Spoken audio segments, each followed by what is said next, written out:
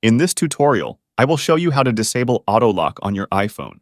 Whether you want to prevent your iPhone from locking automatically while you're using it or extend the screen timeout to avoid interruptions, this tutorial will provide you with a step-by-step to turning off auto lock on your iPhone. Let's get started. Tap on the Settings app on your iPhone's home screen. Scroll down and tap on the Display and Brightness option.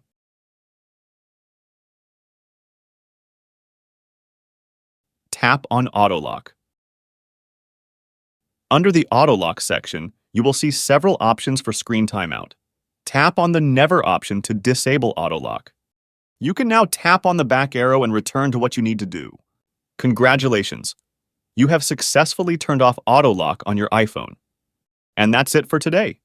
If you found this video helpful, please consider leaving a like and subscribe to my channel for more tech tips and tricks.